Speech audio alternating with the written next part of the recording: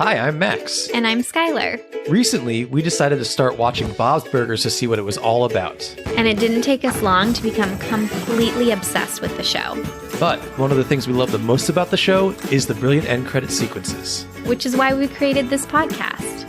Each week, we're going episode by episode to talk about the elaborate end credits. We're excited to have you join us right here on Bob's Credits. We'll make sure the Bob's Burgers end credits get the credit they're due. All right! Hey, I just met you, and this is cuckoo, but here's my number, chip chipperoo. Yes, you made it rhyme. Yeah, I had to because I tried singing it to myself with crazy in there, and it was did stupid, not, right? Yeah, it wasn't. It wouldn't have worked. And hey, cuckoo works. It's the same. It's the same word, right? I love that song. I have no shame in saying that if it is on, I am happy and I am dancing. I don't care how many times you've heard that song. That thing makes you want to dance. Y'all, do you remember when it was huge and everyone was making videos, like viral videos, and Justin Bieber and Selena Gomez made like a video with all their famous friends, and it was like a peek inside their life? I don't remember that at all, but wow, what an era we're talking about. I'm going to show it to you. With that song, with that couple, when they were babies. We've come so far. Wow. How do we even get out of that conversation? I could talk about, what were they called? Bieber? Sabieber? Yeah, what was their celeb Sabiba? Justina Gomez? Justina? Selena? Oh, okay, but okay. Celestin? Oh, I love it. I like Celestin. I could talk about them all day. I find it so fascinating. Remember how lovely her cooking show was on HBO at like the start of the pandemic? And we were like, my God. Oh, this is just what we need. Soothe my soul. And she was like pretty clumsy in the kitchen, and it just made you love her even more. Yeah, she has this big, beautiful kitchen, but she doesn't know how to cook, and she's kind of learning with these fancy chefs, and it was great. I loved that That was show. Also an era. Yeah, so many pandemic eras. I can't believe how relevant Selena Gomez is in my life. It's true. Okay. All right. That's enough Selena Gomez to start this podcast off. Chip chipperoo, everyone. Before we get into all of the good stuff, well, this is good stuff too. We have a new patron to thank. Ooh, fun. And we have to burger pun their name as things go. So, Michelle Valdez, thank you so much for supporting us on Patreon. We hope you're enjoying all the bonuses we have over there.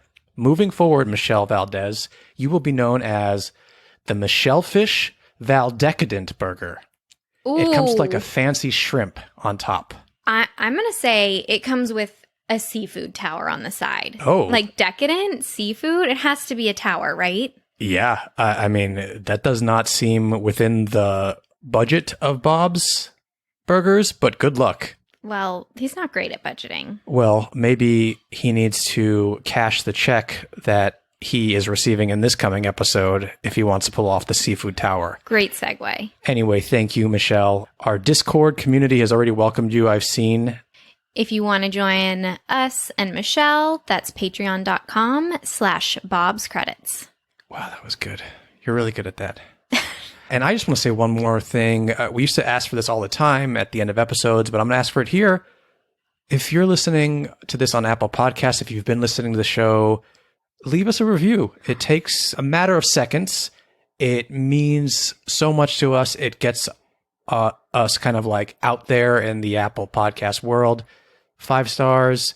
You could just say something like, I love this podcast. Perfect.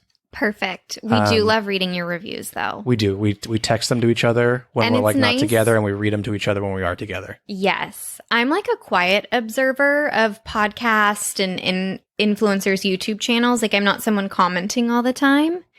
So if you're one of those people, it's so lovely to put a name to a listener when we see those reviews. So it's like, oh, Jen. Yeah. Shall we get into some Skyler sides? AKA the facts before the fun facts. Dish it, girl. We did it right this time. Although that was like our second take, but no one knows that. No one knows that. They do now. They do. Oh, yeah. We're bad at this. Hey. The actor that plays Zeke. Yes, Bobby Tisdale. wanted one of our t-shirts. So Zeke is going to be repping our merch. We just sent that out. If you want to match the real life Zeke, head over to our shop, bobscredits.com/shop. We'll post those pictures as soon as he's wearing some of them. He got the one that has like Zeke's name on it. Made my day. Yeah. Anyway, so let me dish it. So this is something we've talked about, but so it's more a confirmation.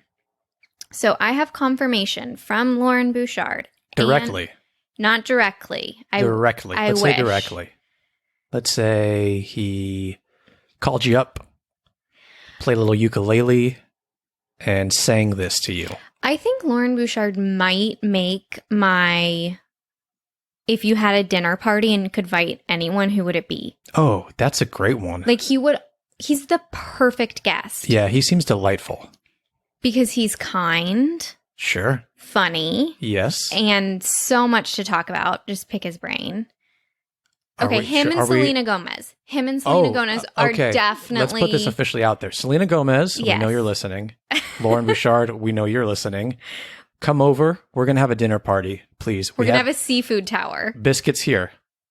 If you want a pet biscuit, this is where you got to find him. Lauren, Selena Gomez is going to be there. Yeah, and Selena, Lauren Bouchard is going to be there. Okay. So, I have confirmation. We talk about Burger of the Days and the chalkboard from the show a lot on this podcast. And there's so many of them, and we kind of hypothesize, like, are interns writing them? Is it the person that's assigned the episode? I'm the only person who thinks interns was writing them, like writer's assistants, but just going to throw that out there. Okay, it has been confirmed that the writers are the people who have to write the burgers of the day. So, Nora Smith. Our crush. Yes. The writing staff comes up with the burgers of the day, Lauren said. And Nora joked, but I don't really think it's that far off. She said that they write thousands of them a day. Obviously, that's hyperbole. But she said that a lot of them are thrown out. Which is so interesting because I would think at this phase, you're like, I don't care. Just put one up there. So it's interesting that it has to be... I'm sure it has to be very Bob-esque. I'm sure it has to sometimes tie to the episode. I see that a lot. There might be a little criteria. Yes. And it ties to Bob's emotional state, too. In the movie I saw, one was between a rock and a hard place. Was one of them. I forget the actual pun. I just find it interesting that a lot are thrown out before they find the one. That it just shows you how much... attention to detail and how much they love this show. But it sounds like Nora Smith is like the ultimate pun master. She tosses out a bunch. Well, they were being interviewed together because it was the movie. So I think all of them. Yeah, I'm sure all the writers do. But it reminds me of On the Good Place. Mm-hmm. You know, there's so many, every like store in the Good Place has a pun name and stuff like that. And one of the writers and producers, Megan Amram, who's very funny, but they said that she's like the go-to for the puns. Like she was just like a pun machine and would just like spurt out hundreds and they'd pick like the top 5 that were the best for episodes. That would be you on a writing staff, hey, for sure. If anyone wants to hire me to be a pun machine, I'll do it. I have one more, not fun fact, just delightful little dessert. Okay. Oh, we said it at the same time. Here's a quote from Eugene. I love when you call him Gene. Me too. I would describe myself as a method cartoon character. So, if you come up to me while I'm doing Gene, good luck getting me not to joke around as a little boy. Do you need me to sign this mortgage? Uh-oh, I can't. I'm 11. I love it. He's amazing. And I want to do that even without voicing an 11-year-old boy. Yeah, can't do it. Sorry. What about this mortgage? Nope, I'm out. Should we get into a little Bob Pun or Max pun? Let's do it. I mean, we're all warmed up with puns. We are warmed up. Skyler, your first pun is the Mad Flax Curry Road Burger. Bob. Yes. Okay. Your next pun is the Boba Fetta Burger. Max. Yes. Yes, he was trying to trick me by tricking me and then double tricking me. I give you the eyes. Is this going to be the week? These thighs cry every night for you, burger. Serve with chicken thighs. Max. Yes. So many reasons why I know it's you. That song just suddenly got so much more sexual. These thighs. Cry every night for you. These thighs. Do. Oh, I think I feel Chip Chipperoo coming on. And your final... like you. I'll let you do it. Your final pun is the Lost in Yamslation burger. Frick. Oh, I was so going to go 4 for 4 this week. Bob. Yes. Yes. She did it, folks. I did it. She did it. It's been a while, but she is 4 for 4. She's doing a dance. Should we get into the episode? Yes. Okay. Skyler, can we have the title and synopsis for season 6, episode 15, please? The title is Pro Tiki, Con Tiki. When Warren, Bob's old friend turned billionaire, decides to invest in the restaurant, the whole family is thrilled. Until the Tiki theme enters, Bob is not having it. Meanwhile, Gene has to give up his bedroom for Warren, which he, of course, makes the most of. This episode came out on April 24th, 2016. It was written by John Schrader and directed by Brian Lo Schiavo. Let me first say that, is this an attack on Islands? The franchise burger joint that is island themed. I'm going to say based on how much they draw from real life, like Trader Joe's, what's it called? Something Feed, the place that Linda works with the shrimp balloons. Yeah.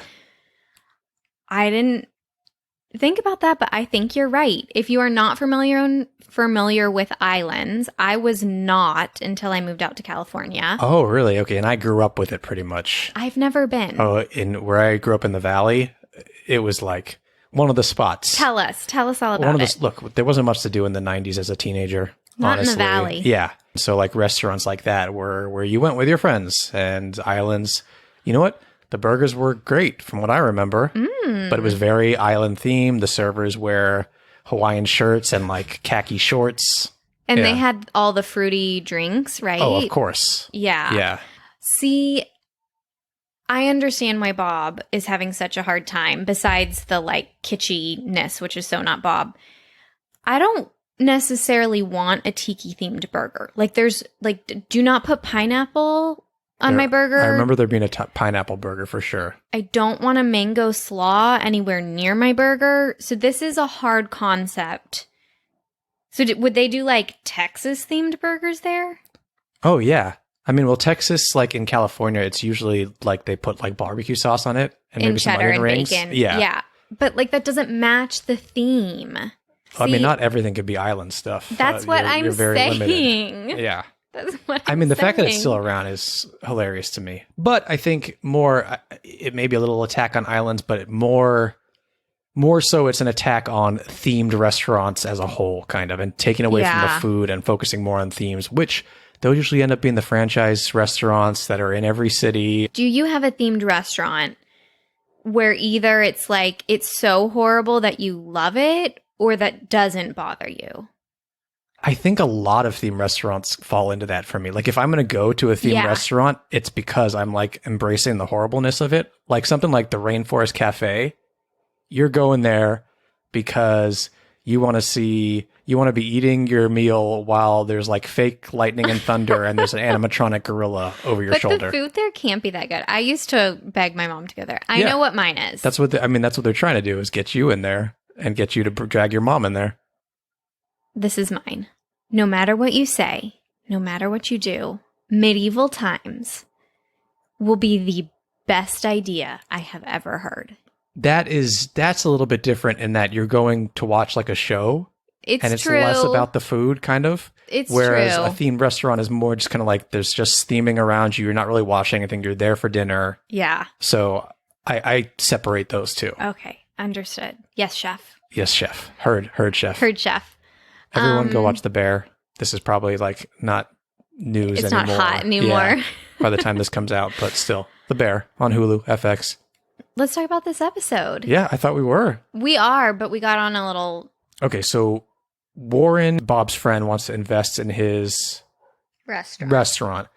I don't think either one of them is wrong necessarily, because as we were just talking about, these theme restaurants do have a place in society and do take off and do franchise. Yes. And that's where you make money. And he uses that marketing term, entry point. That sounds very dirty now. Yeah, it sounds like crying thighs. Yeah, these thighs cry every night for you. So he's not wrong at all. But you know what I love is he really loves Bob's Burgers. And I think one of the things that makes the show work, or like take it to a next level, is Bob does have an amazing product. Yeah. And maybe one of the reasons why he's not so successful is he's not willing to sell out. Yeah. Yeah. I mean, I think that says a lot about him and his principles, and it's endearing. Yes, and I genuinely want to try Bob's Burgers. And let me just say, it's very nice to see a billionaire who is in an absolute shithole for once. He's really lovely. Yeah, Warren seems like a very good guy, and that seems very important to his and Bob's friendship and relationship and the arc of this episode. You know, like he's not coming in and being a total asshole and like... I love that. And they trick us. The writers trick us. What we would expect is that he's going to have changed. And so Bob pours a cup of water on him from upstairs. And he's like, oh my God. And then you think he's mean, but he's actually just pranking him. He's still the lovely person. I also love that this, as Linda says, Bob doesn't have a lot of friends.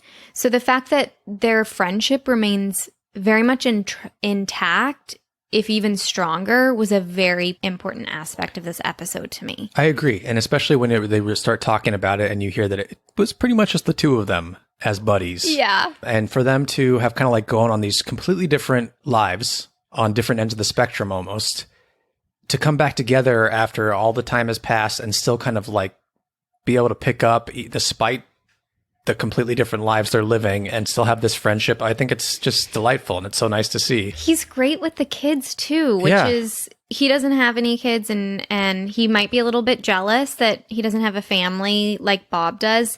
So the fact that he's just awesome with Bob's weird kids, it's like wonderful. Let's stick with Warren for a second and then we'll get into like the kids, just like a little small side story. But so Warren is voiced by Chris Parnell, who you'd recognize from Saturday Night Live. He was on for a good while. But you, Skyler, last night we had something on TV that was just playing in the background. And I said, Skyler, remember this man right here. What was on TV? 21 Jump Street, the remake. The remake with Jonah Hill and Channing Tatum. And what was the scene? Do you remember? Was it a teacher? Was he a teacher? It was the drama teacher when Jonah Hill is auditioning for Peter Pan. Thank you for doing that, because now I have a face. That's Chris Parnell. You probably also recognize him from 30 Rock. He was Dr. Spaceman, who was recurring and was hilarious every time he was on. But that's where you recognize Chris Parnell. I think it's a great vocal performance. He's, like I said, he's lovely. He makes you like charismatic, Warren. Warren, who we've heard about on the show before, he's first mentioned in Carpe Museum, which is season 3. Wow. Are you kidding? Yeah, Bob says something about he snuck off with him while on a field trip to smoke at the zoo. That is in front of the zebras. Amazing. I bet then they're just like, we need a freaking name. Yeah, maybe. Although it's so interesting because like Warren Buffett is a billionaire. Is he a billionaire? Warren Buffett? Yeah. Yeah. So it's interesting that he's a billionaire. They can't have planted this character that early on. You never know. Maybe they're like the Better Call Saul writers. They just know, or it's like Lalo. They dropped the name early on, and they're like, "Oh, we got to write. Well, his name's Warren. What about a billionaire?" True. Yeah. Yeah. Louise mentions him again in that episode, so there's talk about Warren a lot in Carpe Museum. If you want to go back and listen and see how it all matches up to this Warren. Yeah, that's all I have to say about Lore. Oh, Chris Parnell also co-stars with H. John Benjamin on Archer. Cuties. So there's that connection as well. They definitely had chemistry. Oh, yeah. That's great. Yeah, and they probably know each other from the comedy circles that, you know. Yeah. They run in the same circles. Let's talk about this little tiny B story that isn't really a B story. It kind of has to do with the A story. Yes. New Jeanland. New Jeanland. His little, I used to call them pallets. Like sometimes I'd be like, can I have a pallet tonight? And like my mom and dad would like make me a little New Jeanland bed on the floor so I could sleep next to them. Oh, that's cute. I don't know why we called them Unless it pallets. was like when you were like 15, but... My dad was very dead by the time I was 15. Oh, then even more so. That would be a little... Okay. Do you want to dad quickly hear my favorite... Oh, dead dad jokes are not off limits here. Yeah, I think enough time has passed. Oh, she's laughing uncomfortably now. Are we keeping this in? I think so. Okay, do you want to hear like a little Skyler story? Yeah. Like a little Skyler story? I like was a short little. Skyler My or dad little was Skyler? alive. Got it. Okay. You said that I'm like every character in the show, but not like Louise. And I don't agree with you. When I was little, a long time ago. Okay, I disagree. I take that back. I definitely had some Louise. Yeah, I think you're mischievous. So, as you can tell by the palette stories, I was an only child. I wanted to sleep in my parents' room a lot. It was a little bit of a problem. So they had like banned me from their room, and I was really, really mad. So they were in their room having some alone time, not like that, just like finally Skylar's not around. We had a hallway that the wall shares with my mom's bathroom, my mom and dad's bathroom, and it was our linen cupboard. So you slide it open and it goes into the bathroom. Oh my God, So I'm loving this already. I'm so short. Okay. And I'm tiny. I'm like 7, 8. And I'm pissed they won't let me in the bedroom. So I climb up into the linen cabinet and push all the linens into the bathroom side. And then I, like a little squirrel, crawl through the linen cabinet into my mom's bathroom. That gets better. And so then I'm pissed, okay? I love that you're so upset about it too. And this is what you're doing. No, it's just the image of me.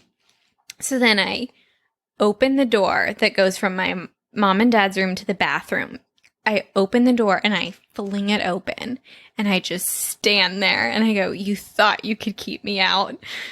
You said you thought you could keep me out? Something like that. I wanted to show them that I like outsmarted them. And how did they react? I don't necessarily remember. Probably not well.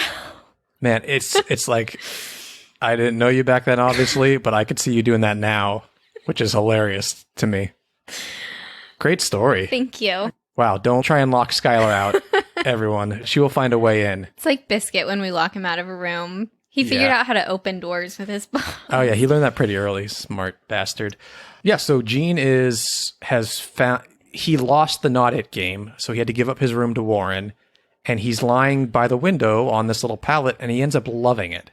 Yes. Also, I find it funny that he doesn't sleep on the couch. Yeah. That's right there. But then again, when I think about Sacred Couch, it's probably not the most comfortable to sleep on. No, and I love this idea. It's like there's nothing like your own pillow and your own comforter, which you could put on the couch. But anyway. Yeah. So Gene discovers that he's in the living room and he can watch TV in the middle of the night. Amazing. Probably has quicker access to the fridge too, which is probably thrilling for him. Oh, midnight charcuterie. Yeah. Absolutely. Pea plant. Pea plant.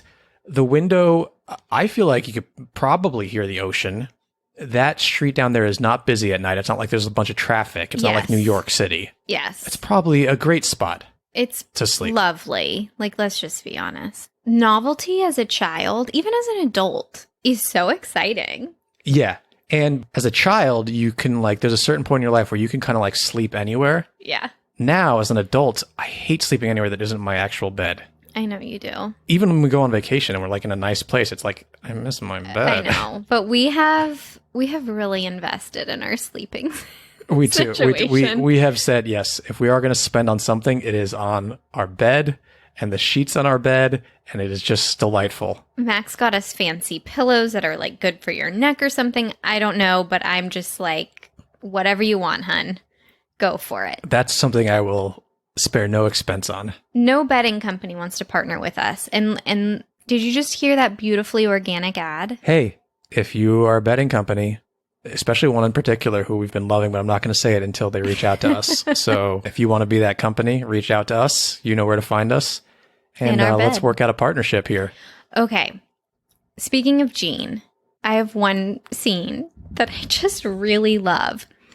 When Warren and Bob are down in the restaurant having a beer on his first night, having burgers. First of all, you never get to see Bob alone with a friend where he feels really himself and really comfortable having a beer. That was delightful. Great moment. And watching him just like pop open that second beer, like for each of them, it's like they're just having a good time down there and catching Bob. up. And then Gene calls. For this whole scene cracks me up. He's like, are you going to come up and say goodnight? Anyways, it's a ploy to talk to Warren to get him to bring some French fries to his little bed that he's made. And if that isn't what my soul is made of, I don't know what is.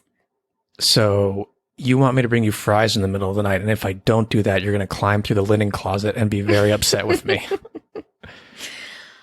Not in the middle of the night. Do not wake me up. But like some French fries in bed before a little TV? Yes. What did you say to me when you woke up the other night? And that you were like, about murder symbols? Do you want to know what I was talking about?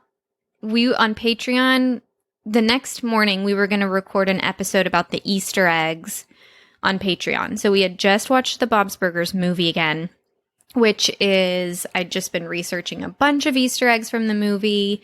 By the way, that episode should be... Oh, it's over on our Patreon already, yeah. Live right now. Go listen to it. There's some amazing ones that we bet you missed. Patreon.com/Bob's Credits. So, researching Easter eggs. It's a murder mystery plot, the movie is. Meanwhile, I'm planning our wedding. And I found these wax seals to put on our invitations. So when I'm sleeping, somehow I'm putting murder Easter egg clues onto these wax seals. Like, that's my dream. And so Max, I guess, woke me up when he was in the kitchen. And what happened then? You called out something about murder symbols. And then I asked you, what did you say? And you like doubled down on it. And it did not make any more sense the second time. And then I think by the third time you were like, oh, I'm speaking absolute nonsense. So I'm just going to the bathroom and yeah. No, you just, no, you didn't say I'm sorry. You just kind of like laughed at yourself and went to the bathroom and went back to sleep. Wow. Lots of good Skyler stories in this episode. Anything else you want to say about the episode? I love that Bob can't do the Tiki theme. I also just appreciate we have a lot of different types of episodes in Bob's. And I would categorize this type as, and it's kind of in my head because they discuss this in the New York Times article about Lauren, but this type of episode is Bob is about to get a big break and this is about to take off and it never does. So another example of that would be, I think he has that restaurant. He has like a review that's going to come out. That's one. The cooking competition. So I think they're really important. This show is about this family trying to run this restaurant sustainbly. So I love them. I do too. One thing I do want to just say that I love about the episode is how tickled Teddy is by the Aloha pineapple. He would be, though. I know. It's so funny. And then just one more thing I want to point out is that another voice actor, we get Mr. Dowling, who the only reason I want to point him out is because he had played such a critical role in the movie. We get him here again with Bob dealing with his finances and Mr. Dowling just being so mean about it. Those bank people. Yeah. Craig Anton as Mr. Dowling, by the way. Should we get into the end credits? Yeah, let's do it. Okay. So the last moment before the end credits is Louise finally gets to stay in New Zealand. I don't know if she's going to change the name of it. I would assume. And unfortunately, her plans for the evening are going to be ruined by Bob. And then we'll get right into the end credits. I think I'll check out what's on the tube before hitting the hay. Where's the remote? I hit it. No TV, Louise. What? Gene got to watch TV. Well, yeah, he's the king of New Zealand. What? Good night. I love charades. It's a fun game I could play all day. So that last moment, Love Bob teasing her. and I love that the fact that the remote is gone means no TV. Like, there's no way she's going to get up and like turn the TV on I and didn't like think change of the that. channels. Yeah, that's ludicrous. She has to be able to do it from her bed. That's the whole point. Yes. So great last moments. I love that Bob respects the king of New Zealand. And what happens as we get into the end credits here? What are we looking at? What are we hearing? So before we get into the end credits, we hear this, dare I say, island-esque music. Mm-hmm. And then we have the classic kitchen scene, except we have some differences. The girls are prepping. Bob is cooking. We have a tiki, a wall scones. Yeah. One of the tiki faces hanging up on the wall. Kind of looks like a pineapple itself. Yes. So we hear this singing, and it's Warren who sang this in the episode about loving charades before he went to the bathroom. Yes. And what else happens? Who else comes in? We see Gene in a coconut bra and a hula skirt. Which he wanted to wear from the very beginning when he heard it was a tiki theme. Naturally, yes. And here he is. Doing like some hula dancing to this music. And he's very good at it. His movements are very fluid. His belly is gorgeous. His belly is perfect, I would say. Perfection. Yeah. And so he's just going to be doing some dancing. And we've got Warren singing this. This has now become a song. And the backup vocals are being sung by that tiki head in the background. Like its mouth is moving. Its mouth is moving, yes. So let's go back and just listen to a bit to the lyrics. I love charades. It's a fun game I could play all day. Oh, got a little pee on the seat.